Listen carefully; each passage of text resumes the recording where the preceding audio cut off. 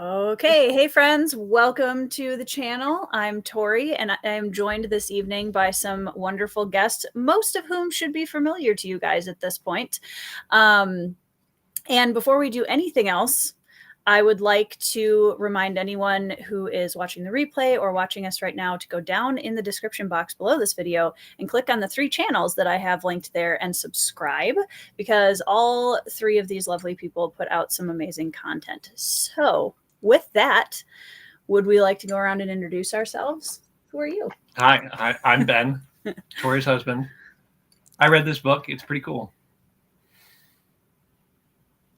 We go around. Andrew, you want to go next? I'm Andrew Dye Meredith. I am an author of epic fantasy, cozy fantasy, Slavic fantasy, and I've been begging everybody to read this book since I got on the community, honestly. Mm-hmm. It's been like 2 years, I think. Yeah. Anita? Hi, I'm Anita. My channel name is Anita Gade, and these days it's been a long time since I posted content. So I read fantasy. That's all. I think sometimes historical fiction, sometimes other genres. Yeah, I'm Joanna from Joanna Reads, and I am so grateful to be here with you all. Tori actually gifted this to me on my wish list for Christmas. Nice. And she let me know that she and Anita were going to be buddy reading it. And so I saw that buddy reader was coming up and jumped in on this, and so glad to join you all here. And I'm excited to discuss this. Yeah. Me too. Yeah, this is honestly my favorite part of doing buddy reads, is getting to get together and chat. So anybody who is in the chat right now, just to let you all know, we will do a brief spoiler-free section at the beginning and just give you guys our overall thoughts and maybe like our kind of pitch of what we thought of it. And then we will go into spoilers after that. So you will be warned before that happens. Have a few people joining us already. Hi, Matt. Wizard is here. Wizard is representing Ben's fan club in the chat here. Hey, Wizard. Hi, Marianne. Okay, so why don't we start, since Andrew's kind of the OG for this discussion.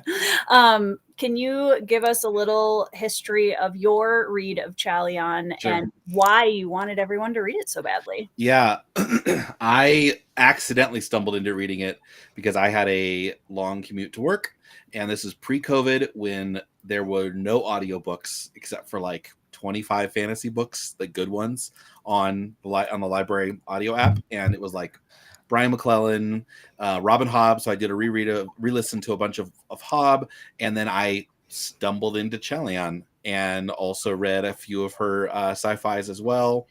And I fell in love with it so fast. It was like every time I got home, I had to tell my wife, "This prose is incredible. You'd hate this book," but because it's just so dark. But for us anyway. But it was like it was so Hobb for me. It did everything that Hobb does for me. It's got great prose without being too unattainable, and I loved it so much. And it was just such an out of the box fantasy for me, that it kind of changed everything for me. And so from then I was trying to find more things, and then COVID happened, and I had more options then because everybody's audiobook got put onto the apps. But I was very, very fortunate to read it. I was not able to go into number 2 because it was too dark for me to jump right into number 2.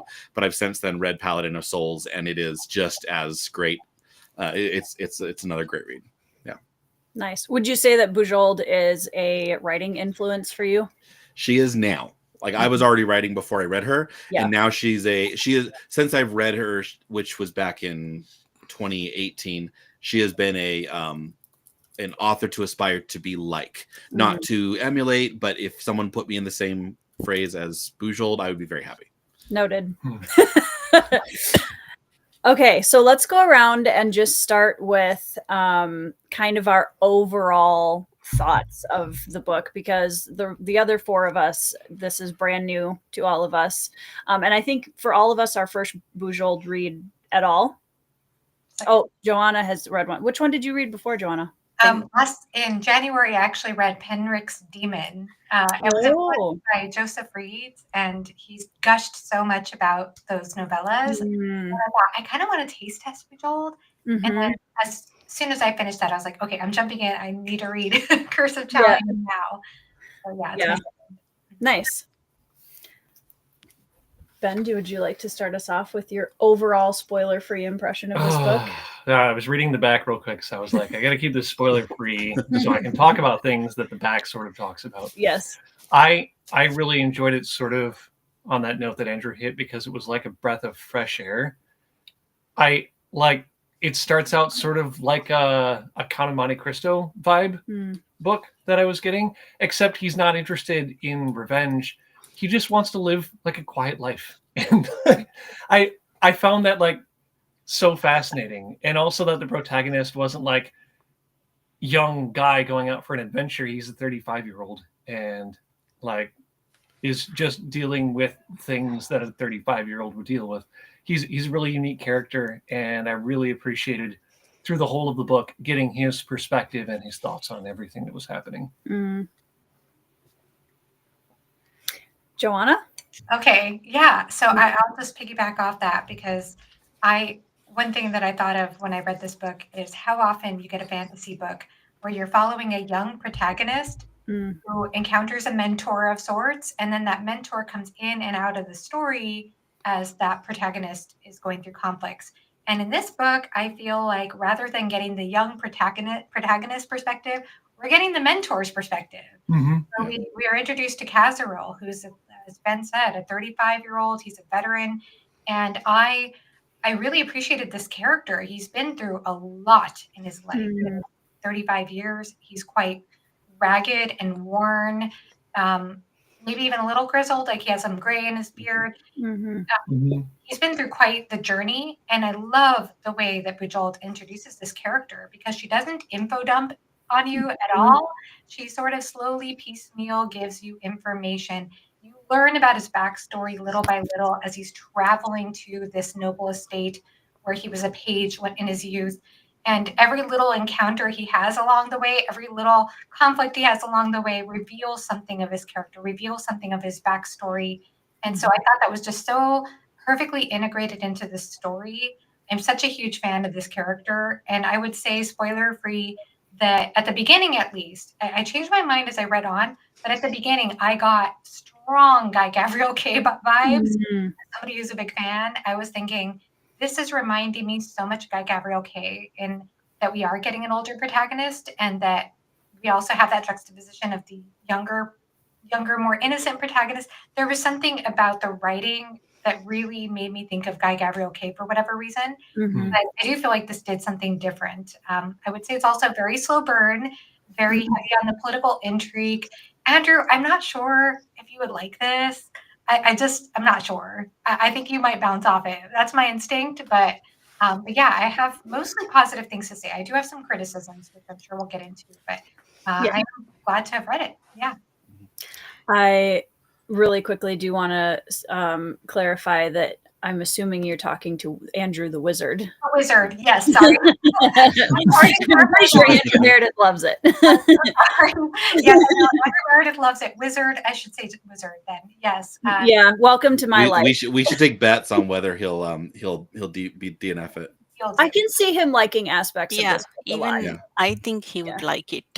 Actually, Joanna, someone else, immediately after I posted my review of this book, Mike Mindolin recommended to me Guy Gavriel K's Lines of Alresen, that if I like this book this much, I will definitely like that book. Yes, I agree. Go with Lines of Alresen. Actually, and I think they both have, and I know Andrew can speak to this, Andrew here in our chat, or in our discussion, I speak to the historical influences of this book, but I think, aren't there Spanish influences? Yeah, I think what I was reading was that she loosely based it on the romance of Ferdinand and Isabella. So that Ferdinand and Isabella came from two different countries and joined together in Madrid, right? And then we have Ferdinand and Isabella, whose child is Catherine of Aragon, right? Who ends up marrying Henry V. But it very quickly leaves the rails. But the idea of two kingdoms coming together, that you've got barbarians over the mountains who are heretics that follow a different version of the same religion, which is representative of the Franks and the French across the Alps. And then there's I forget which country is it Ibra? Ibra is Portugal. So and you get really strong. They're all pirates and sailors, and they're doing their thing too. So it's very, very Spanish influenced, and you get that in the names too, where everything is from to so and so. So and I don't know who did the audiobook. I listened to the audiobook, and I think Ben did, but the narrator did a great job of pronouncing all the names and putting a lot of accents in that just makes it feel very Iberian. Yeah. It's a really good audio. Yeah. Yeah. So Anitha, your overall spoiler-free opinion of this book? On one short sentence, I loved it. Actually, this is the perfect recommendation to me. I love everything about it. Actually, the court intrigue, that intricate court politics, and the main protagonist, especially someone who is willing to die for what he believes in. That is my jam. And secondary characters, everyone, and the theological discussion, I like everything about this book. My only like small criticism is, last 4 5 chapters were like little slow for me. They were meandering. I was like, I was ready for the finale. I was like so tensed up. When I'll talk in detail during spoilers, but that's my only small criticism. Other than that, this was a perfect book for me. Yeah, I kind of figured it would be. I thought you were going to love it a lot. I want to really quickly say hello to a couple of people in the chat. We have JL Odom, who also has read Chalion. So she's just finishing up a reread right now, I think. Yep. We also have, I think I saw... Yeah, Purple Dragonfly says, third companion novel in the series, Hallowed Hunt brings in medieval German influence as well. Very cool. Interesting. And then Janny Wirtz is in the chat. Hello, Janny.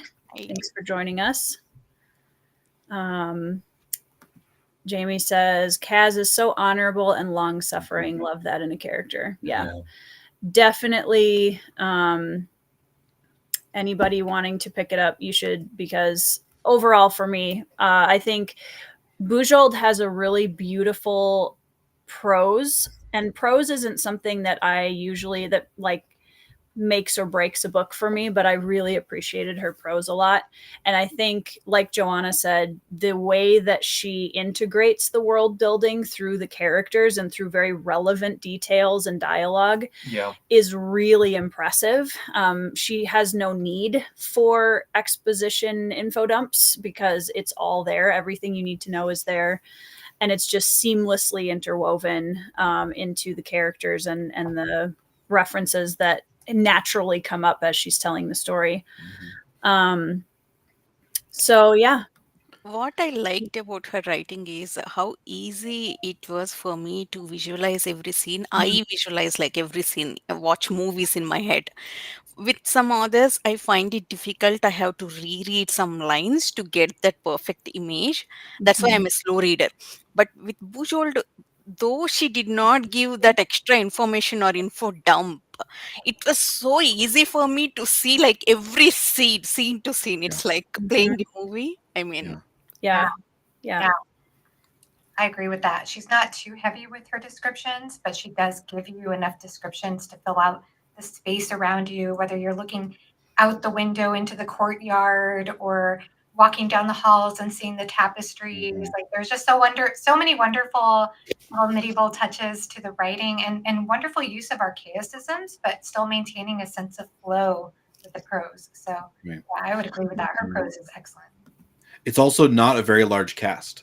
So that makes it really easy to follow along, driving 45 minutes at a time. When I was listening to it, I was able to picture it while driving without running into off the road. And I never lost track of who was who. Right. So she did a really good job of just the names too, of making sure that the names were understandable and different than everybody else, even though it is a very non-Western European, French, English style fantasy, that it was just easy to follow. Janny says, everything Lois writes is spectacular. Read them all. I am intending to go on planning to read them all. Yeah, Paladin of Souls I want to get to in the near future. especially since it follows a character that we meet in Chalion. And I'm very interested to see what Bujold does with that character specifically.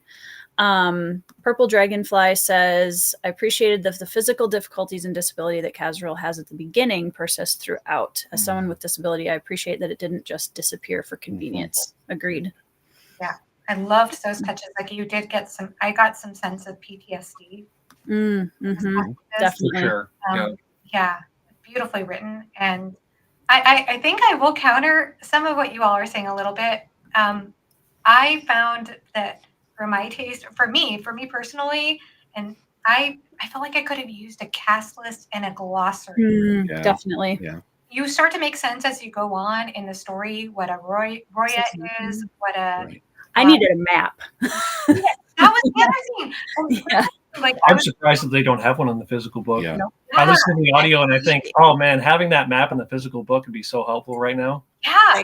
Actually, first thing I did was searching for map because I love maps. I need maps for my movie watching.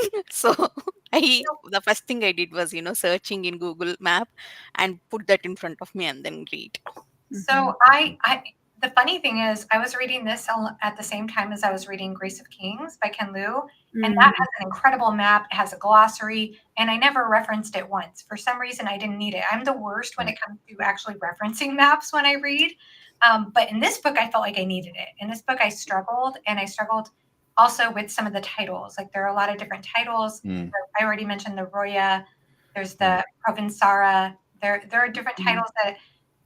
you can figure it out. There's actually a list on the wiki that explains that the Provençara is something akin to like a duchess, and that the Roya or Yina or whatever is like a prince and princess. And you can kind of infer that as you go along. Yeah. But I still feel like even with that, there were several names and places that were referenced in the book that I felt like weren't on the page.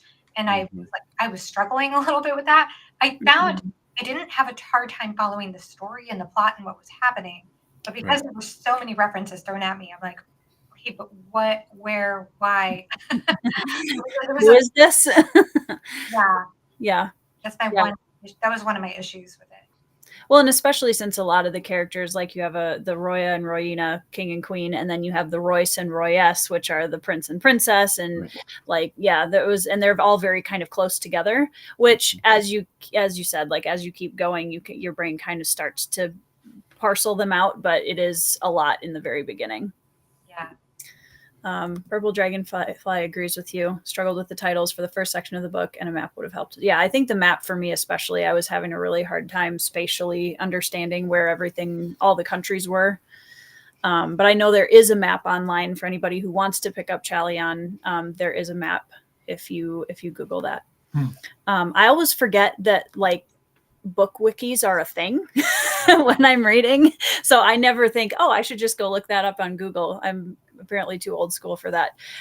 But I do know that wikis can be incredibly helpful. I know the Malazan wiki obviously is one that people use all the time because with some of these series, you just need a little extra guidance. So with that said, I got to everybody, right? Yes. So we're going to move into spoilers now. So everyone in the chat, if you have not read Curse of Chalion by Lois McMaster Bujold, we will be talking spoilers going on from now. So this is your warning. I do actually, Jenny. I argue with anybody that's like, I got it all straight. It's fine. Oh man. Okay, so we're gonna go into spoilers, and I'm trying to decide. Do you guys want to talk about characters first? Do we want to go into themes? Do we want to just start somewhere randomly in the middle? You're the host. You choose. Okay. I think they go hand in hand. We can start either way. Okay. Well, I know that Andrew is just itching to talk about themes, so why don't we start with that? And I actually brought a list and everything. So let's start with Andrew. What would you like to start with for themes? I'll take shadow arcs for 200. So I think we could talk about the fact that the shadow arcs to Kazaril. So shadow arcs would be like your two potentials for villainy that you can go when you're a hero are Dondo and his brother. That they both represent two opportunities that he could have become if he went dark. You know, he's not going to, because it's not a tragedy, even if it's a tragic story. But yeah. Discuss. Do we want to just jump right in with the Digiranols? Because I have a lot to say there. Let's do it. Go ahead. What do you Go ahead. Yeah. So in terms of just, this book surprised me a little bit in how dark it was, partially because it was Andrew who recommended it, but in general, when we open, it was kind of a bait and switch right away in the beginning, because we have Kazaril and he's, you know, coming home, and we have this kind of this warm sort of homecoming, like he's struggling and he's trying to you know, come back to a place that's familiar to him after horrible experiences. And, you know, we have this kind of tongue-in-cheek moment where he outsmarts one of the guards that's riding past him. I thought that was a very funny character intro.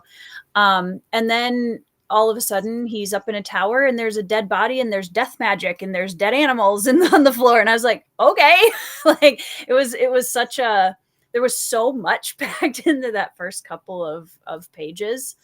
And as the story kept going along, I feel like that was something that she just kept kind of leveling up bit by bit. We got darker and darker, whether it was the characters later on when we get further into the death magic. It was something that I think progressively grew darker into, you know, the final climax of the story, which surprised me how, like, I've read so many dark fantasy books at this point, and there were some things in here that had me more unsettled than other things I've read in the last year or two. But yeah, I'll stop there, and we'll save the brothers for a minute. We can stay with the. Do you want to have? I don't know. Like, Dondo is one of those characters you just love to hate. Ugh. And the more he's on the page, and the audiobook, oh man, the audiobook and the voice that he had was just like, oh. I agree. So creepy. I had to stop a couple of times, just like rant about it to the air, and then go back to my work. That's funny. Yeah. Yeah. I didn't feel like I felt like Dondo was the worst of the two. Absolutely. Yes. Actually, yeah. And we also got that benefit of doubt for Matu that that shadow or the curse may have affected him. Mm-hmm. So, and also he did not come across as a creep. Dondo is straightforward creep, actually. Mm-hmm. Mm-hmm. That string of pearls just grossed me out. Though, you know, you really wanted can to blame a lot on Marsu. Like, he allowed Dondo to exist and loved him for it. I don't know. Protected him at least. Protected him so much that he, I don't know, if you get into like Godfather stuff, it's like the Godfather of the book is that he keeps Dondo around because Dondo is the monster that he needs to do the actual dirty work. Yes. Whereas he's the dirty general who's going to betray people and do all the work, but he still needs a monster. He still needs a so that he looks better by comparison. He's kind of his Luca Brazzi. He can feel I agree with that. Yeah. I mean, they were both complicit too in the way that they used Sarah, which was really cool. Yeah. Oh my. It was pretty bad. like, yikes at all. I wasn't expecting that. I wasn't really expecting that. It was so twisted, and I am very glad that Bujold did not go into any detail of that. Like, she just ripped it off like bandage, and we moved on. We know that it happened, but she did not dwell on that. Yep. Yeah. I appreciate how little she dwells on anything. But like, it was, I think for me, it was such a breath of fresh air in a book from so long ago, even though it's 2001, it's not that long ago, that there's not so much I'll wait and think about things, and maybe we'll solve this tomorrow. He just does it. It's like, I don't know. I'll just go talk. I'll just go make the death god kill him. And so he never wastes time, even if he's not allowed to do something. He still doesn't waste. Nobody wastes time in the whole book, and I really appreciate characters that do that. I was actually surprised how fast it happened. Like, there is only like more than half of the book left. Already, this guy is dead. Oh my god, what is going to happen? That's how I thought. Yeah, I was kind of surprised that we didn't get more Dondo after that. I mean, like, obviously he lived as the tumor, but I kept expecting, especially when they talked about how his body didn't seem like he was dead. I kept thinking, oh, he's not dead. He's playing dead. And that's the way that worked out. But yeah, I think that's a really good point. And I don't know what to say. They were both awful. They were both terrible. That's a really good point that you made, though, Andrew, that Thank you. maybe one's not that much better than the other in some ways. Yeah. Well, and I think too, like, you know, Dondo has the obvious appearance of evil where everyone's like, oh, obviously this guy is really dark and he's a complete sleazeball and disgusting. But also when you have someone who's quote unquote smarter than him, who's willing to hide all of those horrible things that he's doing and is willing to, you know, throw honor to the wind in order to protect someone like Dondo. It says a lot for Martu's character as well, I think. Yes, agreed. Which, you know, that Martu has a list. Yeah. To not name names in our world, but he's the guy who has a list of names. Yeah. Can I bring up a different theme? Please. So I think one of the themes that stood out to me was discernment, not judging things on purpose. And there's even a beautiful quote about that towards the beginning of the book. But I felt like this came out in the story in so many ways. So it came out obviously with Kazarel at the beginning, where he's being misunderstood for the whip marks on his back, making him seem like he was a murderer when that was in fact far from the case. And then the province Sarah, I loved the way that she was discerning and seeing that Kazarel, even though he comes to her court and he's so ragged, he's so worn, he's so poor, he had to steal the garb off of a corpse in order to feel presentable in any way. She is able to discern that he would be the perfect match to be the secretary tutor to Iselle. He's humble, but he has this worldly knowledge. He doesn't judge books by its cover. He knows things. He's discerning himself. And that is the main lesson that he provides to Iselle whenever she's quick to judge this story that she hears on the surface of things without having evidence. And the tragedy of that is that while Iselle takes on that lesson, Tadez doesn't have that same mentorship. Tragically leaves Dondo and burns that menagerie. So that was, and then the other part of the discernment that came up for me was with the character of Ista, who is quote unquote mad, but I feel like this book also turns that narrative on its head.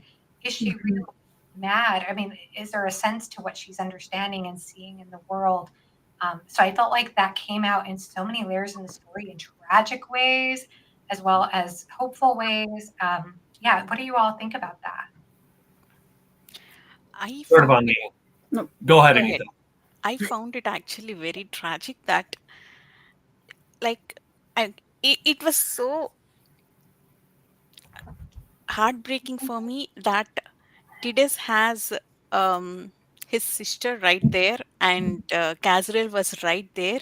But even then, I don't know what to say about it. Lack of bonding, or lack of discussion, or lack of, I don't know how in that culture actually how those two households can be so separate that they didn't even have interaction, that Isel didn't even, I wish they have some common scenes or common discussions where at least from Isel's side they try to talk him out of so be influenced by Dondo. I wish there had been some kind of effort from Isel's side. I was very surprised it wasn't there. Well, I think what was tricky about that is that Tidez was the first heir, as I understand it. Isel was like second in line, and so these people that are around him, I don't think. I mean, his secretary tutor, is it Sando? Desanda. Desanda. I think he had his heart in the right place. Yeah. But the others around him obviously were playing for his power. They pretended that they were spoiling him and giving him all this positive attention, but really they just wanted to be manipulators for power because they saw him next in line for that throne of Chalion. Mm-hmm.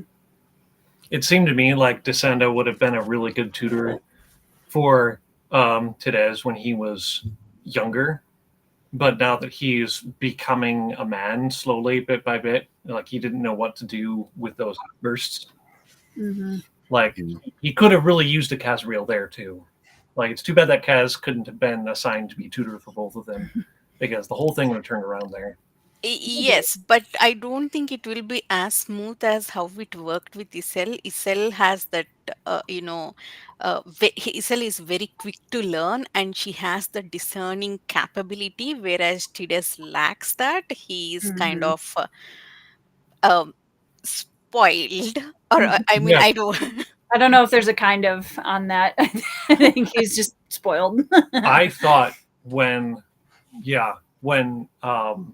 the infection was happening on the leg, like part of me thought, oh my gosh, they're gonna have to amputate his leg, and like that's gonna be tremendous, like character growth turnaround moment. I should have like foreseen that he wasn't gonna be able to live through that at all. But yeah. You know, when they started their journey to Jangri, my first thought was, my mind actually, my imagination runs wild. So my first thought was like, okay, Tides is going to get killed, and that guy, they want to marry, one of the brothers want to marry Isel. That was my first thought. But once they come back, they did not kill Tides immediately. So I kind of like, um, stopped being prepared for that. So when it happened, I was like shocked. I was okay. I wasn't expecting that at that point of time. Yeah. That was one of the things that I really was impressed by throughout the story, is how many times Bujold surprised me with where she took the story and something that happened that I wasn't, because usually, and especially when you've read a lot of fantasy, there are certain things that tend to be kind of predictable within storytelling. And I felt like there were some things that I did predict in here, but a lot of, like, after the attempted arranged marriage that happened, I couldn't really predict anything that was happening. I knew, like, generally speaking, that the boy in the beginning that Kaz had saved was important, but I didn't recognize how until later on. And I think, kind of going on with the discernment theme, that something that I think goes along with that, with this kind of royalty cast that we have, is I'm always very, very interested in identity, especially when it is tied to a position or title, because, and you see this all over in this book, where, is Isel really Isel, or is she the Royess? Where is that line between who she's expected to be by everyone versus the human underneath that title, and the juxtaposition of those two things constantly at war with so many of these characters. You see that with Oriko too, trying to just live as a man, and also as a Roya, and all of the horrors that he carries with the curse being on his family. I don't have a lot of sympathy for him, but I think I found that to be really, really powerful. There's a quote that Isel has later on, and maybe I should leave this for Joanna, because Joanna was actually the one that tipped me off to this bit when we were talking. But there's that part where she talks about, where is that? 280. what is it's the line about courage that we were talking Yeah, about. yeah, I found it. It's like one of the few tabs I have here. So, let me see. So yeah, it's in that scene. I think that that's what's happening here is that she is about to be married off to Dondo. I think that's what's happening in this part. Yep. But let's see, Casserole. Let's see. She blinked blurry eyes at Casserole, her lips drawn back on clenched teeth. He said my belly would grow very big indeed because I am short. How much courage do I need for that simple no, Casserole, do you think? And what happens when courage makes no difference at all? And then in italics, Casserole thinks, I thought the only place that courage didn't matter was on the Renarchy Nari Galley. Yeah. I was wrong, he whispered abjectly. I do not know, Royas. And I love that part because yeah. That hits. That hits really hard. Tori and I had a whole long conversation about this because Giselle's just struggling so much for her agency in that moment. She will do anything for that. I mean, she's the most willing student, but it can only go so far. And it's like, yeah, how much courage can you have in that situation? Giselle, like, how are you supposed to respond to that? That entire scene of Isel fighting back and then willing to die because she doesn't want that marriage to happen. That moment, actually, that is a make or break scene for me. If that marriage happened, that would have broke me, actually. I was like, no. I mean, I guess in that moment too, he's comparing this marriage for her to him being a slave, to being on the slave galley. So that's a pretty powerful comparison. I feel like that's something else that comes up for me in this book. I talked about this a little bit with Tori as well, is about trauma and how trauma presents itself, and like how, not specifically in that scene per se, but obviously Casserole has been through a lot of trauma. He's going through PTSD, and he's been betrayed with the political scandal, everything. And then he encounters Ista, for example, and he sees how haunted she is. He doesn't know exactly what happened to her at the beginning of the story, but he sees how haunted and how much sorrow she holds. And he questions, he's like, wow, I thought I had it bad. I thought I saw it all. But what did somebody go through to feel what they felt? And I think that this led Tori and I to have a whole conversation about how, we can't really, even though sometimes we find ourselves doing this as humans, we really can't compare trauma.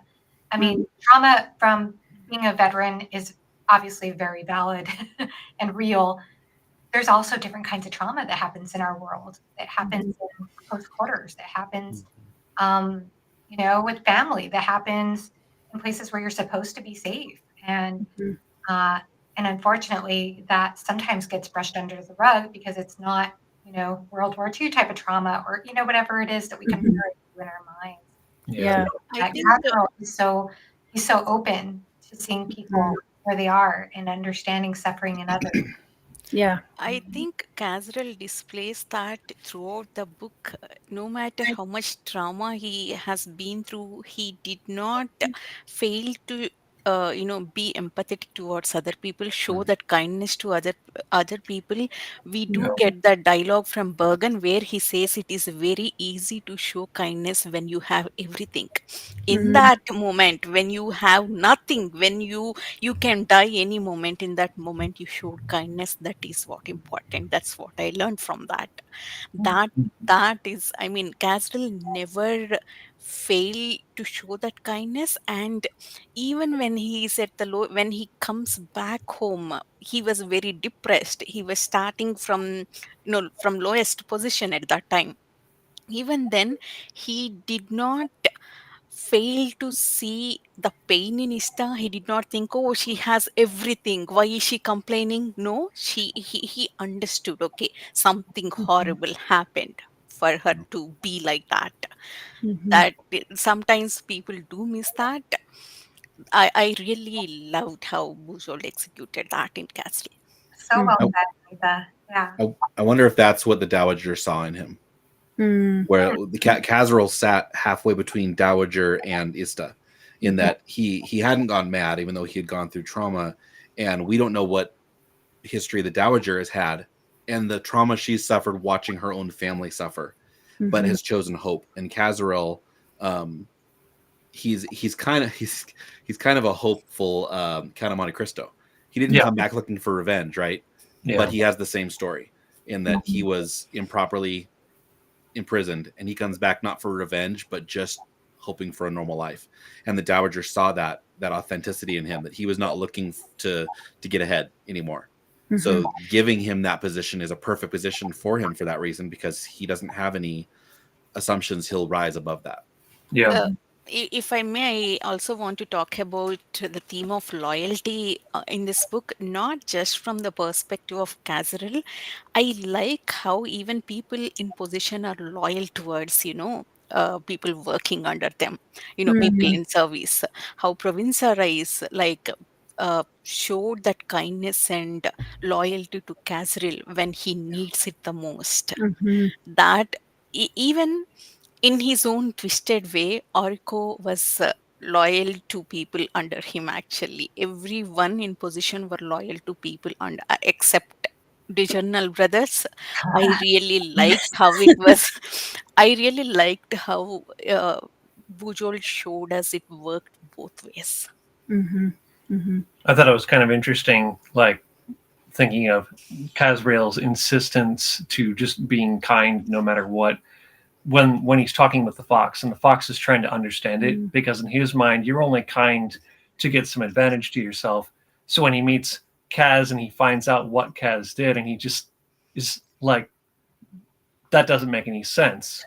Like, were you mad or something? Because only a crazy person would do that. I was crazy at that time. That's his answer, is I probably was crazy then. Yeah. Probably was. Well, and I love, talking about Kaz's empathy toward others in that part where he talks to Ista, and it's probably 2/3 of the way through the book, and I tabbed, they have this conversation about what she's been through. And at the end, he says, I think you have been denied enough, lady. And just his recognition, and she has a very emotional reaction to him saying that, because somebody is finally seeing her beyond just mad Ista kind of thing, which was really beautiful. And James had a comment here that I wanted to pull up as we're talking about Kaz too. One of my favorite characters in all of fantasy. He's a man who lived a life and doesn't talk about all the dope things he did. And I think that's amazing. So many characters in fantasy lack humility. Yeah. That's a good point, because there was that question of, you fought in the war. He's like, or battle, which one? He continuously undersells himself. Yeah. Constantly. Yeah. That's why Pally is such a breath of fresh air at the same time, there to, somehow show us how great Kazaril is. Talk about their adventures together. I loved his character. Polly is awesome. And I loved how Kazaril so desperately needed a loyal friend who knew about him more than everybody else, but also the number of times that Kazaril has this hesitation of telling Polly the whole truth, because he knows that Polly isn't always super secretive about things. And which, Polly ended up being a hugely loyal linchpin in the whole story. But I think also there's a sideline underneath the rest of the plot of showing Kazaril learning to trust himself and others around him again. Also, there's a kind of a subtle through line of that, I think. Yeah. One of the other themes that I kept going back to, that's a huge one in this, is fate and inevitability. And you have, I thought there was a really strong contrast when you have Oriko, who is just accepted, I have this curse, there's nothing I can do about it, I'm going to do everything I can to try to not exist as much as possible, versus Iselle, who is completely, even when she knows about the curse, she's like, no, I don't accept that. I refuse to just go quietly into the dark, kind of thing. And that kind of contrasted take on how different people approach the idea of fate, and whether it's something that they give into or something that they fight against. And there were, I think, not just those two, they were a pretty obvious contrast in the story, but I think there were quite a few other ones as well. So yeah. Yeah, that's a really good point. I love that conversation that he has with Umagat about like how many Kazarils, how many versions of me have come here before, and it almost brought like a parallel world commentary in a fantasy book that was really cool. But yeah, that I think that was well said. I mean, there were some mysterious questions about that, especially with the way that the religion worked in this world, the five gods. Yeah. You know, I think this is the first time I read a book, a religion in a book where we see so much close contact with gods and so much like quick um effect on prayers, like it showed how gods are actually listening to us, and that instant karma is there. I mean, when Tides got infected, when Isel started praying, Castle was like, I think the most important person who has to pray is Tides himself. Yeah. That was really, I mean, irrespective of what happened, I am sad that he died. He did not do it to harm the animals. As much as I cried for those animals, Yeah. it broke my heart. But his intention was not to harm the animals. He thought it would help. They are like bad, and it would help Orico. I find it. I mean, I don't know how to put it. I found it was very cruel of gods to punish him in that way. Yeah, I mean that's another correlative of his actions versus Kazaril's, in that his actions on the menagerie was such a man's intentions versus the gods. Versus Kazaril made the quiet, silent, private sacrifice of himself in humility, knowing that if it screwed up, he would be dead, but it was the only chance he had. And so his was a quiet sacrifice. And I think that's why it was rewarded, is because it was done in humility, not out of, even though they were both desperate actions, but there was so much less, I don't know, he was almost more informed, because he was doing the right thing versus the thing that he's being told is the right thing by somebody else. I really didn't think, okay, this is one of the big things for me. As you all know, if you have seen the chat, immediately after he talked about Danny, how he saved, I guessed he's the heir of Ibra. My imagination always runs wild. And so I kind of thought Casril would die at the end. And we got a lot of also like I think I shouldn't call it foreshadowing when it did not happen, but there is a lot of talk about Casril trying to set up a bit Beatrice and Pally. Polly. So I thought, okay, Casril is going to die, and Beatrice and Pally will get together or something. So when it did not happen, I was like, okay, I need to calm down. Okay, where did I go wrong? Why it happened? It took me some time. I could not digest it actually. I was like almost 99% sure it was going to happen. It was a shock to me that like God saved him. Right. After how very Austinian of him. Yeah. I wanted to ask about that question. Can you guys recommend? I was going to pull that up. Yeah. So do we want to go around and give any recommendations? You might as well. Go ahead. What's characters like Kaz? I popped in the chat. If you like the aspect of a character who has been really broken by experience and yet isn't on a revenge arc, Song of the Beast by Carol Berg is phenomenal that way. And the main character is a bard. So excellent That's book. on my TBR for this year. I'll definitely read it. You will love it. Why are these books are so hard to? I mean, even Bujold books are hard to find. Even Song of the Beast is hard to find. All these 90s female authors books are like very hard to find. That's why we're reading them. I'm very upset by that. Yep. Yes. More people talking about them and more people we can get to read them. Hopefully the easier that gets. I'll suggest the Cadfael books about the monk who, I'm trying to think who the author is. I'll find that out. But anyway, Cadfael was a crusader, so it's a historical mystery series. And there's also a fantastic TV show starring Derek Jacobi as Cadfael.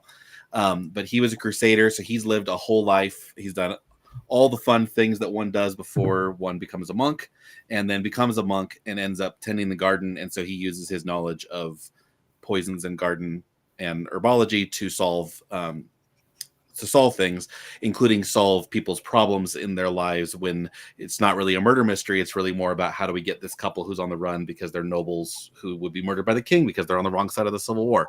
But I would say the Cadfael books, which is Cadfael by Ellis Peters. Ellis Peters is the author, and there's a lot of books. 19 novels. Nice. Yeah. Wow. It sounds so familiar to me. I think they probably is that that guy- before in my Discord. Yeah. If you like Name of the Rose too, it'll Venn diagram with Name of the Rose perfectly. I'm reading that next month. Good book. Nice. Far side. Yeah. I was going to say That name, Derek Jacobi. Go ahead. Go ahead. No, you John. go ahead. That name, Derek Jacobi, sounds familiar. Is he is audiobook narrator, right? Probably, yeah. I think I listened to a couple of books by him. He's a very well-known Shakespearean actor. He's been in every Kenneth Branagh Shakespeare film and was big on the stage. But yeah, and it wouldn't surprise me if he ended up narrating these books recently. I was thinking maybe and actually Nico's in the chat, so maybe he could let me know if he agrees. But for a character that I guess it's hard because Khazaril is such a unique, distinct character. I don't think I've ever come across another character exactly like him. But maybe for some kind of, I don't know why. What's coming to my mind is A Song for Our Bone by Guy Gabriel Kay. There's a character named Blaze who's a mercenary who goes through quite the journey in the story. I love that character, so I think I would recommend that. And I would also recommend, Jenny Wirtz was in the chat earlier. I don't know if she's still here, but To Right Hell's Chasm has a wonderful character named Michael. And I think that character shows an incredible strength of characters, incredible fortitude, incredible resilience and heart. So he would also be somebody who stands out to me. I know that Hobb brought this whole thing up, that he's read Hobb, that James has read Hobb, but there's such a comparison between Kaz and Burrich because they're both long-suffering servants. Oh, yeah. I see that. Yeah. And I already said that in the comments. I would definitely recommend Long Price Quartet, not because it is my favorite series. Take a drink. Because I think people who like Kaz will definitely like Ota. Yeah. Who has to make some tough choices. Yeah.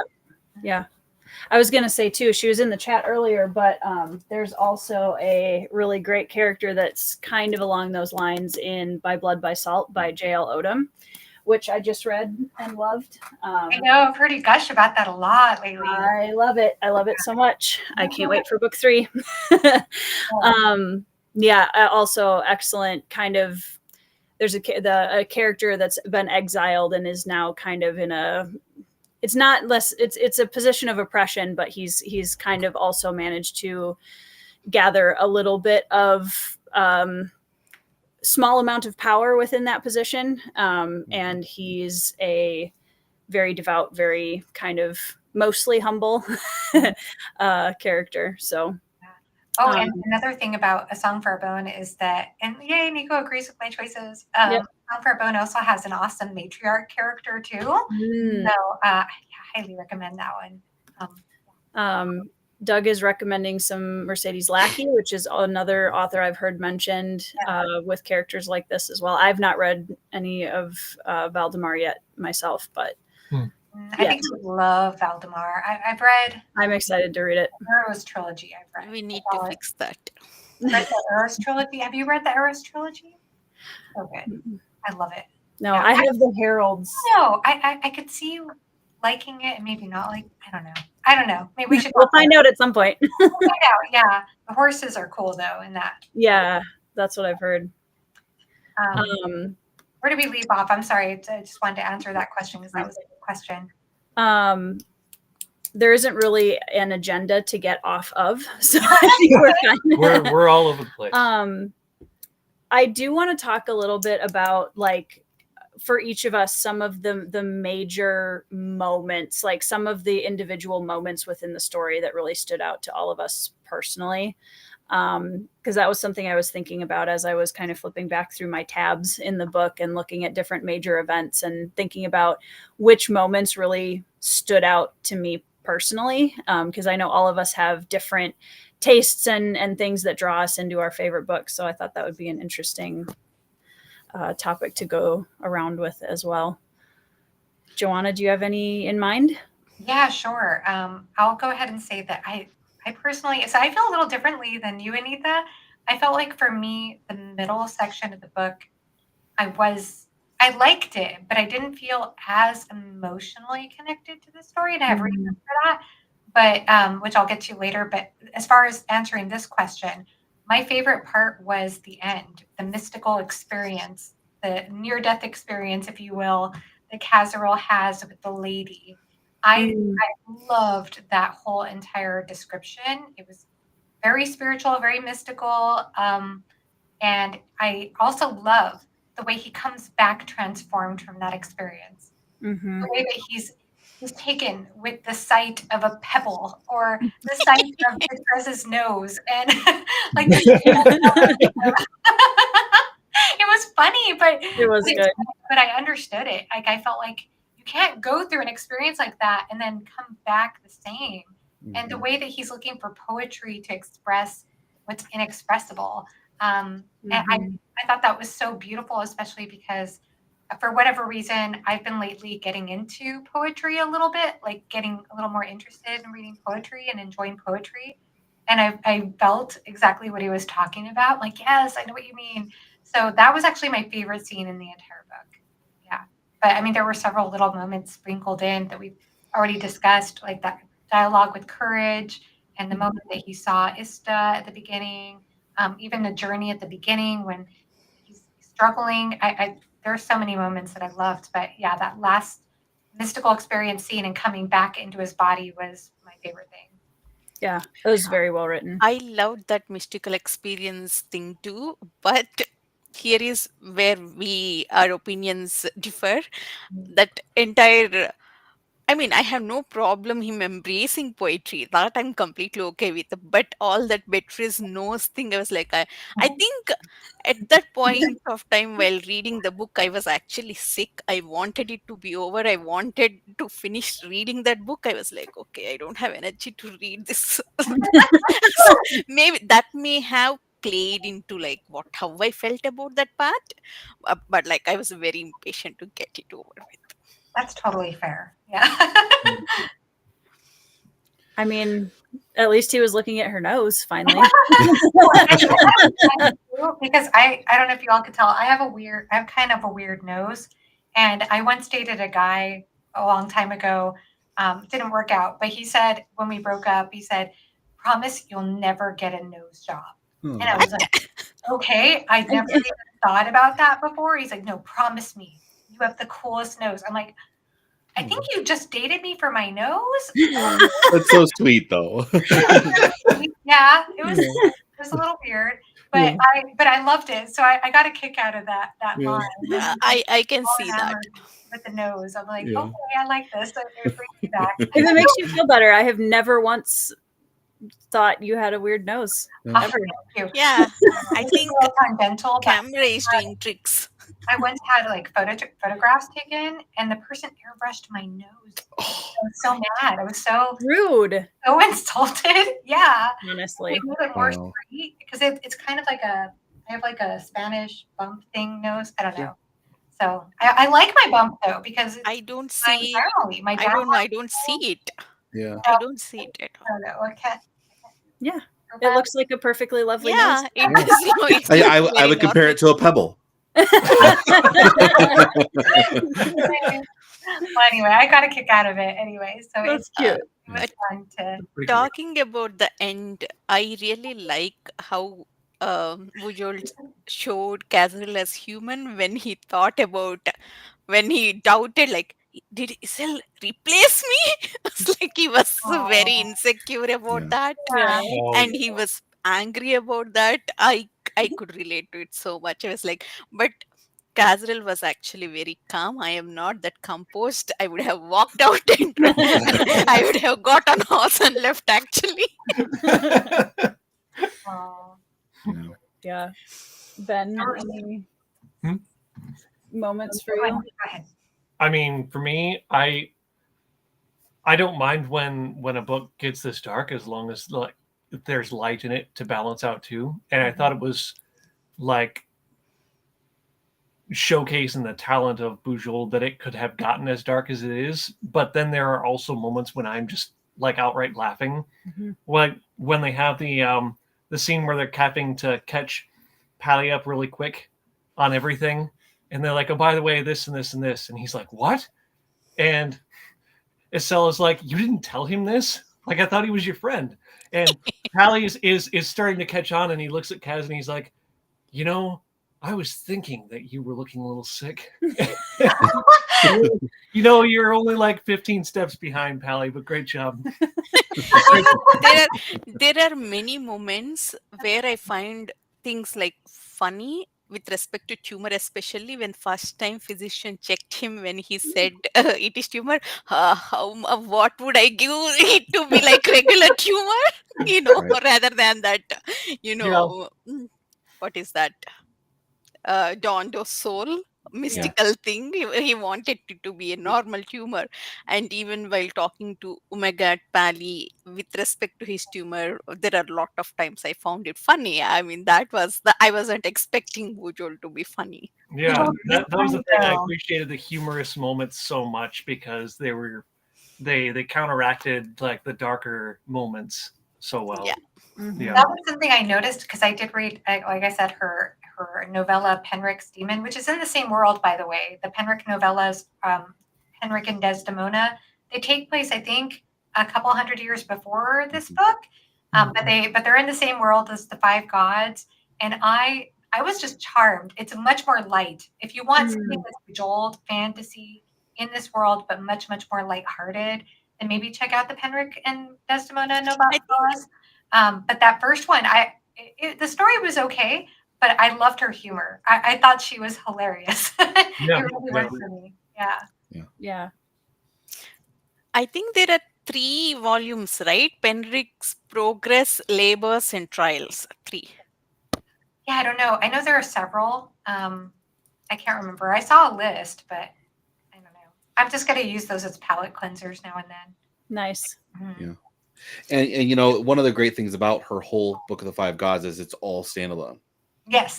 That even though Paladin of Souls is the next one written and takes place immediately afterwards, it's written. You can read it as though you haven't read Chalion. You'll get more out of it. And the same thing too when you go back into Hall of the Hunt. I'm a third of the way into that one, and it's 100 years earlier too, after Penrick, but before Chalion. And it's kind of building off of what you learned, but not enough that you have to know. You have to have read the first 2. Yeah. I did see the notes about that as well. Yeah. Where were we? Anitha, moments? It is very difficult to choose one because almost from the beginning, every scene I liked. Uh, uh, okay, from the first chapter, actually, this is where you and I differ, Tori. Yes, that was very like dark um, ritual that Mhm. happened.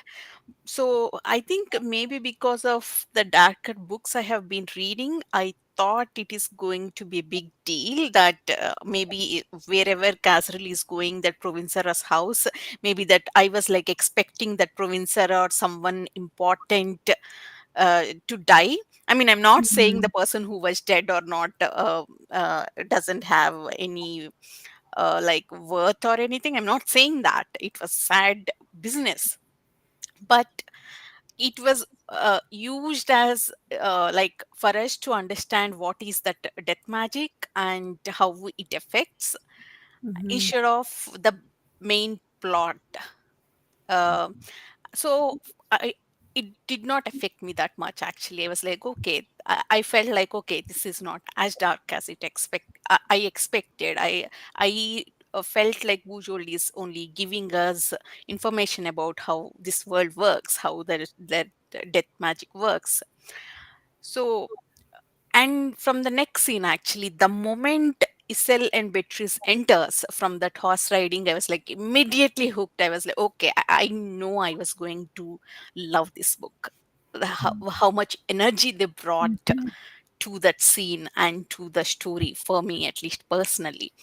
And so it was very difficult for me to choose moments, but my one of the very few,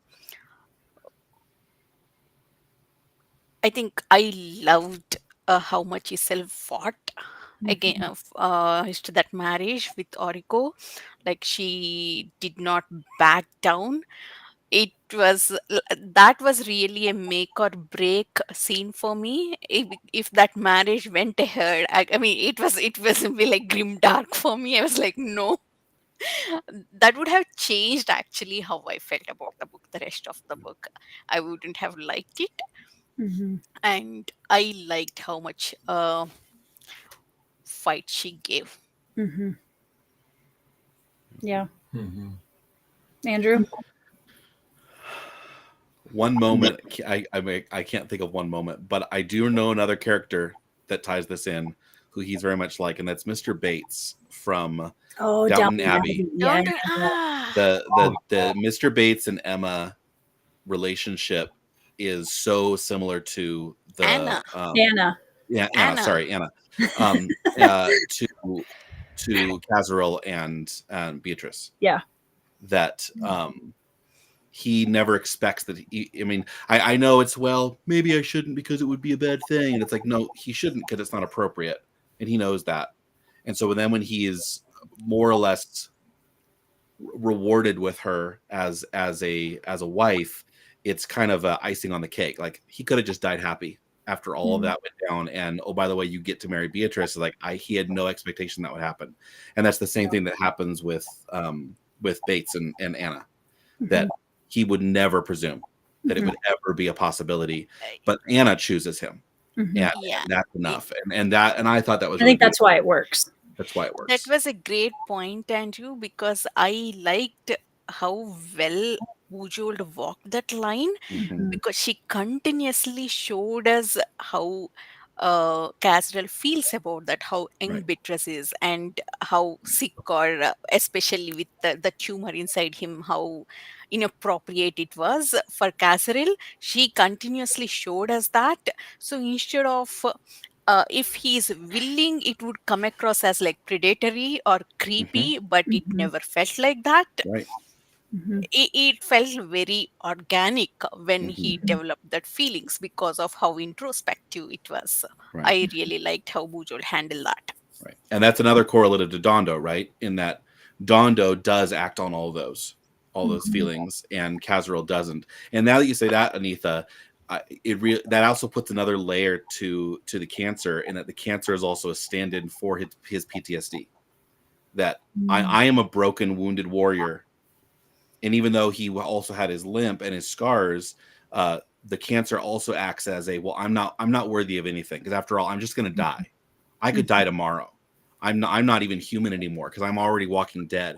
So there's a lot of other there's a almost a third layer now that that represents PTSD not being shown through having, traumatic evenings and nights, but that he's actually a walking burden that nobody can see, and that it's right there. It's not the scars that you can see, it's the thing that's inside of him that is also the scar of what he did in that killing Dondo, whether he doesn't feel guilty about it or not. And maybe that's another layer too, is that there's nothing to be guilty about, but he still bears that scar of having done that action.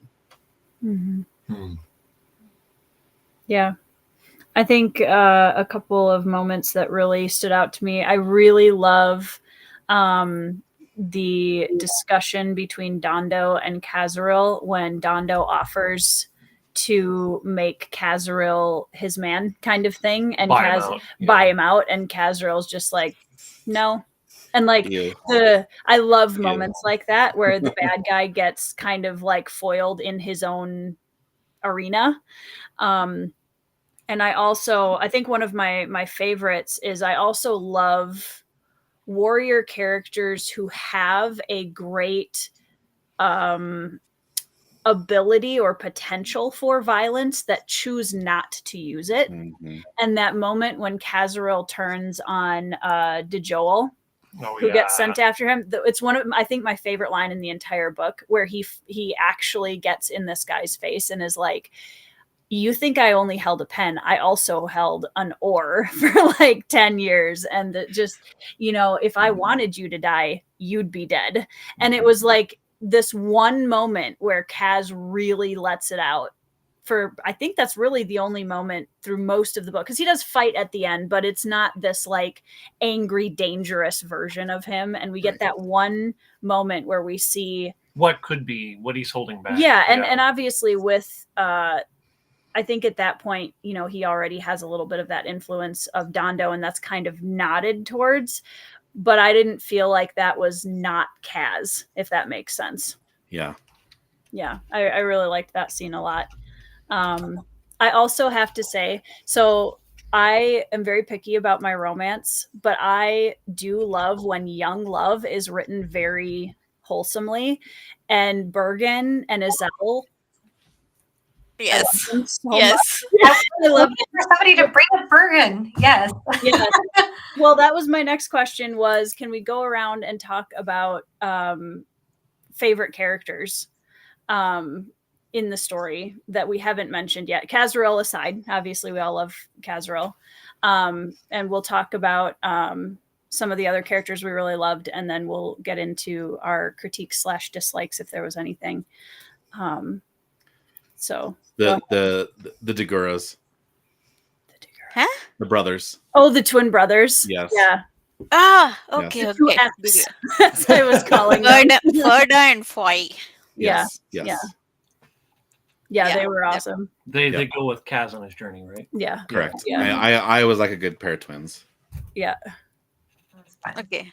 Without surprising anyone, obviously, Sil.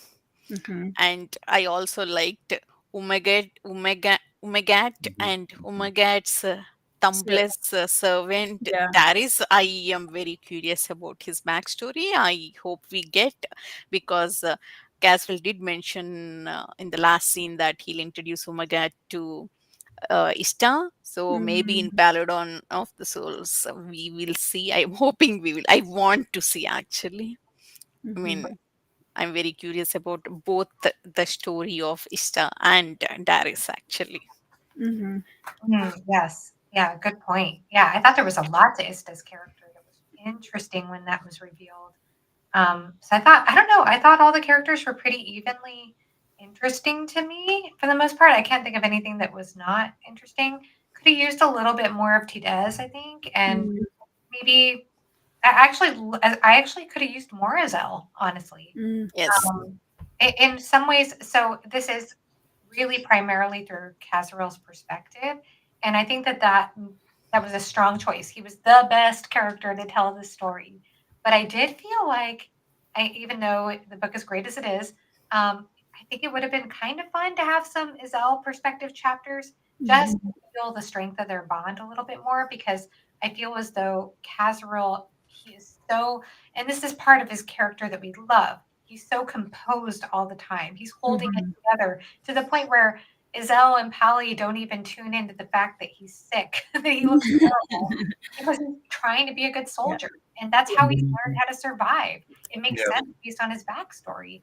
But at the same time, I did feel like because he was trying to be so composed and he was so even keel, I felt like it almost created a feeling of, for me, it felt a little subdued at times. Whereas I wanted to get the depth of his connection with Iselle a little bit more. Like I felt like they were almost separate a lot of the time in the middle. But at the same time as I say that, I really think that Bujold did a great job with all the characters. I felt like every single character in this story served the story well. To piggyback on what Joanna said, yes, I would have loved more Iselle because obviously I loved her character. At the same time, I was very satisfied with Iselle's character. We have seen her agency. We have seen what uh, she can. One of my favorite things in this book is like Iselle's clarity of thinking. We have seen that in many scenes, but what we did not see much is Beatrice's agency. We can see that she is almost as good as Iselle in terms of everything, her loyalty. At this, I don't think she did not get any chance to show her agency and or what she can do. I wish we would get at least a novella or her to see her individual actions or something. Yeah, that's a good point. Yeah, I like her character a lot too. I mean, there is a character in terms of like it was defined, but we did not see the execution part of it. Yeah. I liked how she gave him the hat, the flowery hat. That was a good moment. Well, I like that we see the, when Castle said that we will see how long they laugh once we pass the mountains, and we did see that they stopped laughing when they were passing. Yep. But yeah, I went to Tori. I loved the romance. I loved Iselle. They were so precious. I have a question for you all, and I wonder if it's just something I missed in the story. So we understand that how the curse works, right? And how it obviously seems to pass through the bloodline. He was mostly thinking of it towards male heirs, and that's why he thought that that Iselle could marry out of it, which I honestly thought was a little weak on his part, not to think through the consequences until, oh no, what have I done to Bertrand? I'm like, well, you didn't think about that. Like, I did think that was a little weak for me. But one thing I was curious about was how the curse worked. Does the curse, was this explained? Does the curse take time to mature to affect people? Because obviously we see Orico has really long suffered this curse. But when Iselle and Bergen, when they both have the curse aura, we don't see it affecting them. Does it take time to mature? Is that the idea that was given? I think, okay, for starter, I think it will affect more when you are in power. So it will only start affecting when Iselle comes into power, which is at the last minute, actually. That last day only we see when Oriko dies, and that completely. That's why that shadow was like more large or glowy. I think maybe if it would have affected, it wasn't lifted, we would have seen more. Okay. Yeah, her go downhill. Yeah. And it would have been interesting too. And I think this is maybe kind of nodded at one point, whether or not Kazriel also would have been then affected by it the same way Martu Jijirnal was. Now, I would argue that Martu had a propensity for that kind of, misbehavior anyways. So I don't know how it would have affected Kaz. separately? I think it already started effect. Sorry, Itori, for interrupting. I think it already started affecting because civil war already started. All Mhm. armies started moving. So if Casrel wasn't killed, if the curse wouldn't have lifted, actually Casrel even thought about it, like before going to Ibra, like is civil when he heard Isil's plan first time, he thought, okay, there is going to be civil war. Is that what is going to happen because of Isil's curse? That is, Mhm. the Mhm. entire Chalion would have been destroyed because of the civil war. Yeah. What were you gonna say, Ben? What was I going to say something? I thought you were.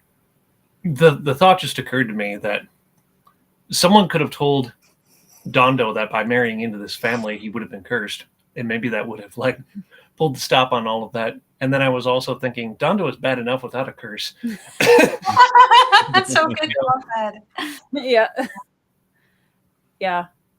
I think it was like Purple Dragonfly mentioned this too, that it's that transfer of power and the proximity to it that really makes it kind of start to snowball, I think. It seems like it affects people in different ways too. Like Oriko, it's just going to like slowly weaken him until essentially he's like a puppet king. Whereas Tedez, or not Tedez, but Iselit would have boiled over into war. Mhm. And it would have hardened her to the point where like Maybe more of a tyrant. Yeah, kind of all of thing. Chalion is at war and suffering for it. Mm-hmm. Yeah. There was also discussion about how their heir would die. Like she would have all these miscarriages as well. Yep. Yeah. Yeah. Does that answer your question, Joanna? Yeah. I think that makes sense about the transfer of power. Okay. Yeah, I don't know why, if I missed that in the story, I just felt like I was scrambling to try to understand that part. Andrew, favorite characters beyond Kazarel? Well, the brothers, the twins. Yeah. Yeah, Andrew went first. That kind of made me. Go ahead. I want to leave a quick note for Sarah. After everything she has been through, she did not lose her kindness. Actually, she did was still try to helping. help. Yeah. She did try to help Isel actually, and it was inferred. It was implied that Oriko died a day early, and she sat with the dead body without telling anyone. That takes courage. That takes loyalty. Yeah. That takes foresight. I mean, I don't want to end this discussion without giving her a word. Yeah.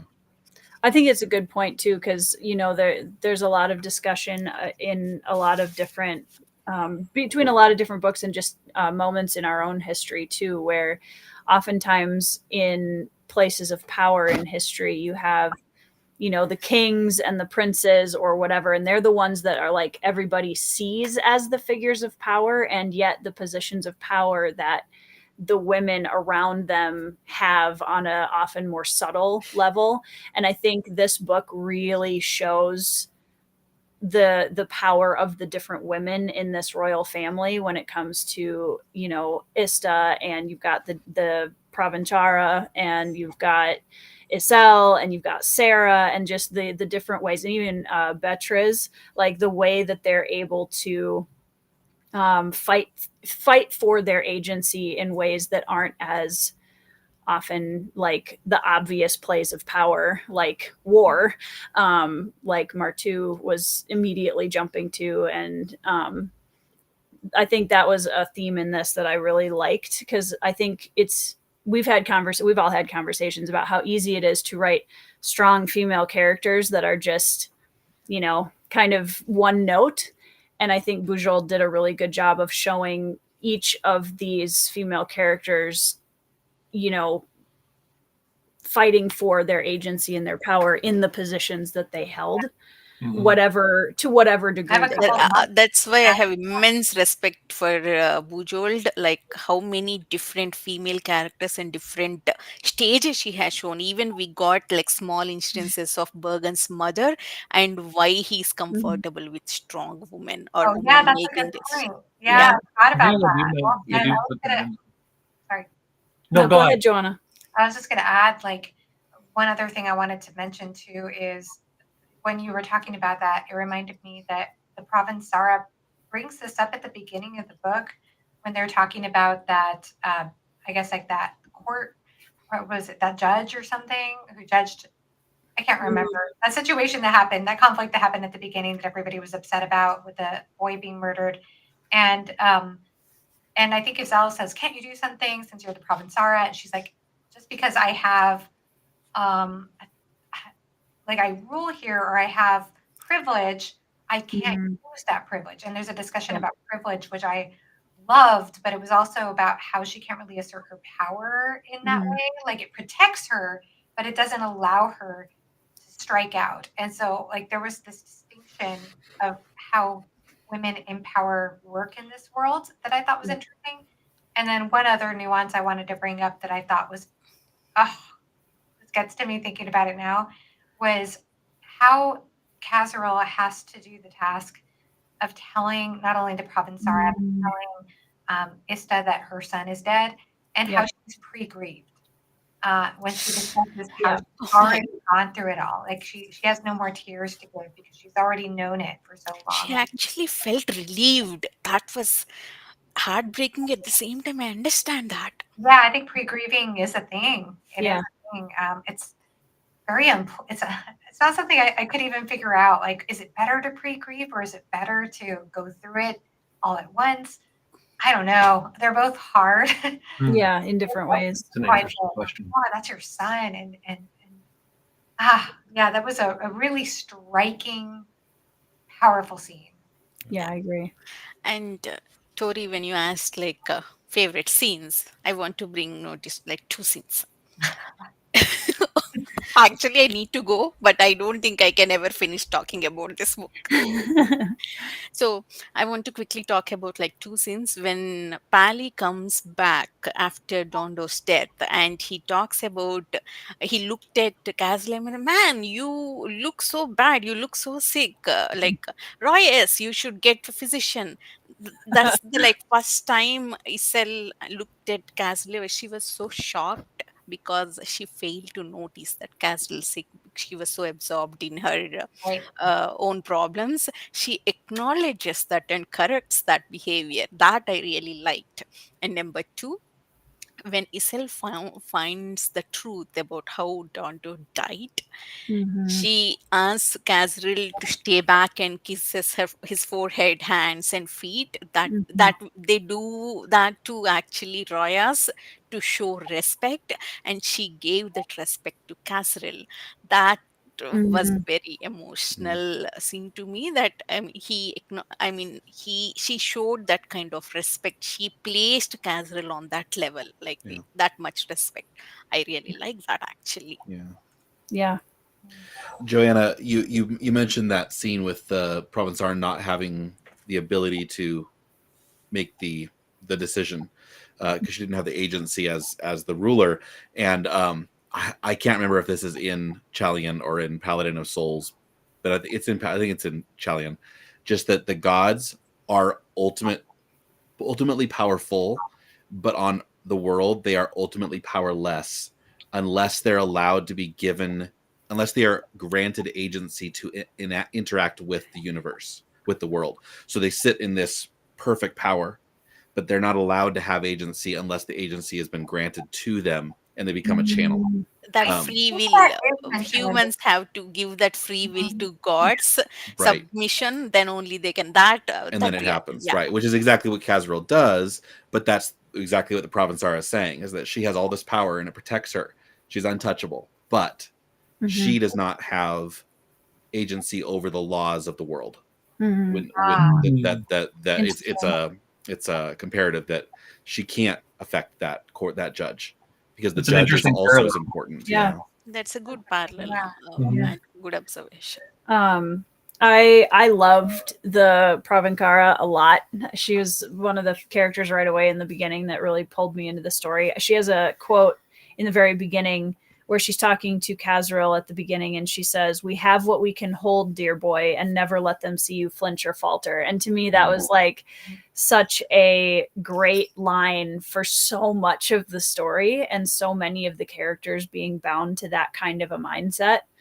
I also really, really loved Bergen a lot. I would say he's in my top 3 characters, just because as soon as we met him, like, just he's such a he's way more of a traditional heroic character than I typically love, but she wrote him in such a way that he was also really engaging, and there was that I really felt his like insecurity being brought up into this position of power, but also his willingness and desire for peace and to, make something better of the world, seeing that as a possibility, and that kind of idealistic nature that hadn't been destroyed by his experiences that he had gone through on the slave ships. After the marriage, when they realized that the curse was not lifted, but it also spread to Bergen's first reaction was not like, "You gave me your curse." It was like, "What did I do wrong? Did I do something wrong?" Bless that him. shows his character. So true. Yeah, he is such a good character. Yeah, he is. Like, I kept expecting him to go wrong somewhere, but it was like, no, he's solid. He's a solid guy. Yeah. I love it. I love the part where he's like, where did you get that recklessness? I want to have that. Like, Yeah. I can't remember if that's the word he used, but it was so different. There's such a good match. Yeah. They're such a good match. So last thing that I wanted to make sure we had time to chat about briefly was any critiques or things that we didn't particularly love about the book as we were going through. And I don't know if anybody specific wants to start on that. I have a question. Go for it. And this maybe isn't a critique, it's just something maybe that I missed. When they're in the keep and Kazriel's being led by the ghosts to like the base of the keep, and then they discover everybody like who actually owned the castle is down locked in the cellar room. When he's looking down in there, I believe it mentions something about his second sight sees this small flicker of light down there, and nothing ever came of that. And I thought, well, is there somebody down there who was God touched or something? I think that ghost was taking him, that the ghost directed him that there is people like my family down in the cellar.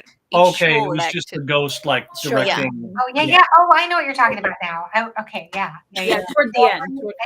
Anita, I think that was how I understood it as well. Okay. Yeah. I did. That was a very cool. I liked that whole bit was really interesting too. Yeah. Gosh, there's so many cool scenes in this book. I didn't even talk about that. So many close calls. Like, it's a good thing they went in there and found these people. Jeez. The journey of them coming back from Ibra after that little battle or skirmish in that castle, and Kazriel almost on the deathbed in that small Spama or somewhere 30 miles out of Velenda. Oh my God, I can't remember these places. That was impressive. Anyway, so I was so like at the height of my emotion. I was like, okay, I reached my place. I needed to calm down. I was like, okay, there are still 4 or 5 chapters. I wanted it to end. That's why I felt the last chapters were meandering. It's not like I did not like. It's not like I did not like the ending. I liked the ending. I liked the final scene with God and God burning the journal. But I wanted that to end in like 2 chapters instead of 5. That's my only criticism. And number 2 is I already talked about it. I wish Beatrice got a chance to showcase her agency. I think she never got the chance. There's still so much done in a standalone book. So yeah. No, I mean, I think for my criticisms, I already mentioned them pretty much. Like, one was not even a real criticism. It was just like I just wanted to feel more of that connection with Iselle and Kazriel especially in the middle section of the book. It felt like it came out more in the last part of the book. Wanted a map and glossary for my edition. I did eventually use Google, but I was slow to think about that. And then I did feel like Kazriel's conclusion about how to solve the curse was a little simple and not thought through. And I don't know. That was like a It small wasn't thing. logical for me. I Yeah. found it Yeah. like Yeah, that was the only thing though. I mean, otherwise though, I think this is a very strong. I would consider this a really strong entry, if not standalone. So, I am okay. surprised, like not many people know this. Like it should be like as popular as many other fantasy series. Yeah. If you like It's a this, I really think good you book. love Guy Gabriel K, Anita. So yeah, Yeah. highly recommend checking out K. Andrew, do you have any I criticisms? have no critiques. He's very happy. But it's also He's been yeah, I am. But it's also been 9 years. So it sits here as a book that I think about often. Yeah. Yeah. Do you have any critiques? No, I mean the map and the glossary I could have used, but I was listening to it via audiobook, so I thought even if these things exist, I'm not going to be able to get them anyways. It did seem like the ending was maybe just a little bit drawn out, like sort of like you get to the end of Lord of the Rings. All they need to do is put Casriel on a boat and send him off to Valinor now, that sort of thing. But otherwise, I was really impressed with how tight this book was. Yeah. I have one small critic. Go for it. About audiobook. See, if I listened to only audiobook, I would have agreed that it was really good, but I did immersion reading. So the performance part was, I was like, okay, this much performance is not required because my eyes are reading so fast. Audiobook was like, he laughs or he was like, hesitates while talking. I was like, okay, come on, go ahead. Because that wasn't in the physical text. Oh, that's interesting. Yeah. So it took me some time to get used to it. There are many places where my eyes runs fast, but in audiobook I was behind because of the performance. There are like many places he added the performance, that hesitation or extra laughter, like many places. Yeah. Interesting that was a liberty taken. I thought that was in the text. Huh. And go ahead. Sorry. And every time there is an italicized thought, audiobook said Casriel thought. That is everywhere it's extra. In physical book, it was just italicized text. We know that it was Casriel's inner thought. But that's smart because Yeah.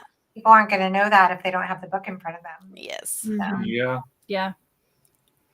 I would say there were a couple of moments where, Kaz has been kind of set up to be a kind of a strategist. He's a soldier. He's really smart. Like, Joanna brought up the theme of discernment, and that's something that Casriel is teaching to his young charges.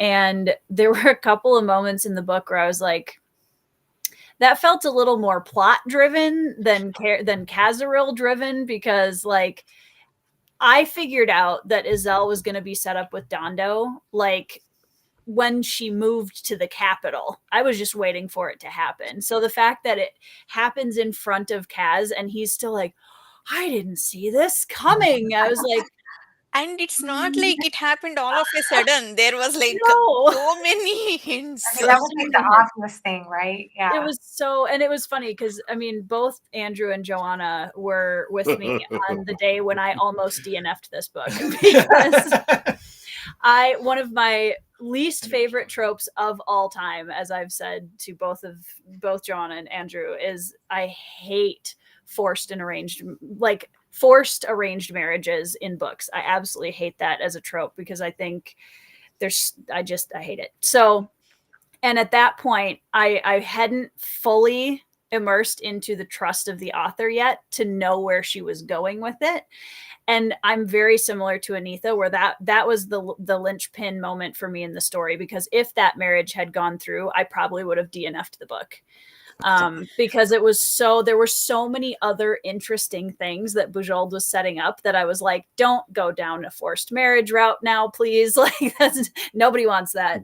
And so I was very pleased when Dondo almost immediately died. I was like, okay, great, awesome, moving on. You're released soon. I was like, see you there. Yeah, and there were a few moments where I don't know how to put this, because I haven't really been able to articulate like a specific way of wording or why, but every once in a while there's a little bit of a feeling where you're reading a fantasy book written by a male author and you read a female character that feels like I can tell that this female character was written by a male author, and it's not always a bad thing. You can just tell sometimes. To me, Kazaril fell into that the opposite way a few times, where I was like, I can tell that this is a male protagonist being written by a female author. And it wasn't necessarily a bad thing. It was just something that I was very aware of multiple times. And again, it didn't bother me. And I think Kazaril is a phenomenally written protagonist, so it wasn't anything to do with that. It was just something that kind of pulled me back a little bit a couple of times, where I was like, oh, okay, I feel the like, I don't know if that makes any sense, but there were a couple of moments in the book where that definitely came through for me, which again isn't really a critique. It's just something I noticed. I appreciate that Lois wrote this, because in a stereotypical male author, this would have been just a bad vengeance book. where let's put a woman in danger and let's go save her by killing everybody. And he's like, no, I'm going to sacrifice myself and kill him with death magic. And like, yeah, there you go, buddy. That's great. So the fact that she was heading towards so many tropes that you're like, oh boy, this is going to be such a bad written by a male story, that it just went to a totally different direction. And you're like, okay, I'm here for this ride. This is going to be a good ride. And then of course, I think did every one of us, after Dondo dies, you look and say, how many more hours are left in this book? Yeah. I was like, oh my gosh, he died already, and and that's only the first of 3 acts. You're like, and then it's like one after the other, and it just keeps going. It's great. Yeah. I also think she gave a lot of balance to Kazaril's character. Instead of he never came across as this garish too, like his look so good, like so smart, so strong. Never. The trauma, we continue to see the trauma where he was reliving kept thinking about his experience in that galley, Ropnari galley, and also the disability, the tumor. I think that made Kazaril human and more relatable. Yeah. I think she walked a very, very good balance with him as a character, and gave him, I think, a lot more vulnerability than we often see with characters like that. That was really made it a more engaging, I think, and authentic experience.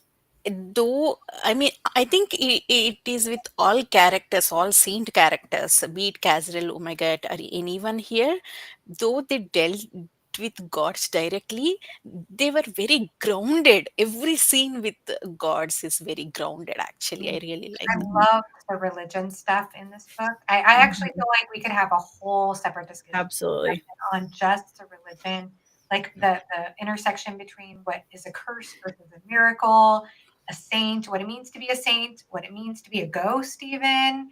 I think we get more of that stuff in the next book because it is about souls. Yeah, that's true. Yeah. But I mean, I'm not going to dig into this now, but I just want to say that as a side note. I thought that those in the book. Yeah, it was really interesting. Yeah, really well fleshed out. I know when I was like researching before I read it, when I was learning about that it was Spanish, was that I know one of her goals with the magic in a one line is, what if everything in the medieval manuscripts is true? like in our world. So, yep, it's all demons. Like, okay, that's a truth. Yep, cancer's a demon. You're like, okay, that's a truth. And so her magic, it's rules. It's a very loose magic system, except for the fact that it's based on, you can open up any medieval manuscript and what do they all say magic is? That's what it is. And you're like, okay, that's a great starting point for what she ended up creating. Yeah, I could see that. I could see that. Even when the physician was talking about like the certain types of tumors that he'd open up and find little furry teeth and mouths and stuff. Right. Like, this sounds kind of familiar. Right. Like humorism and that kind of stuff. Yeah. James says that this is one of the books that made him want to be a writer. That's awesome. Awesome. I could see that. And the religion is explored even more in depth in Paladin of Souls, which that's what I'm expecting. We should read that. We should discuss it. We should. It's a beautiful Crohn's arc. If you want to get into arcs, it's a perfect example of a Crohn's arc. Someone in the Discord, I don't remember who, somebody told that they liked Paladin of Souls much more than Curse of Chalion, actually. So I have like high expectations now. Yeah. Interesting. I liked it much different. Yeah. Big Bishop has done a lot of videos about, or he did a review of this book, and he didn't like that one as much. The other two. I think he said like first half is like very weak for him, but then second half is like. Oh, okay. Interesting. Yeah. Cool. Well, I really appreciate you guys, first of all, buddy reading it with me. And Andrew, thank you for being very patient in your recommendation of this book. Finally getting us to this point to have this discussion. I am really, really glad that I've read it now, because Bujold is definitely an author I will go back to. And highly recommend. This is yet another incredible female fantasy author that I think a lot more people should be reading. And yeah, I just want to say thank you guys for spending the time to chat about it. Thank you for having us on. Thank you, Andrew. Thank you for the recommendation. Tori, thank you for buddy reading it with me and inviting me for the discussion. Joanna, thank you for the insightful thoughts. And thanks everyone in the chat. Yeah. Thank you to everyone as well. This was a lot of fun. And I'm really glad to have gotten to it. And thank you, Ben, for rushing to finish reading it too. You know, Tori said you got a week and then the discussion is happening. And I thought, well, I've got most of the audiobook left. I'll try. But like once I got maybe a quarter way through, I couldn't put it down. It was great. Yeah. Once you hit like that third way through the book and you started just you were listening to it constantly throughout the day, I was like, yeah, he'll be fine. Yeah. By the way, guys, this book broke my slump. Yay! That's awesome. The curse is broken. Yeah, we broke. Yes. We don't have any dark aura around you anymore.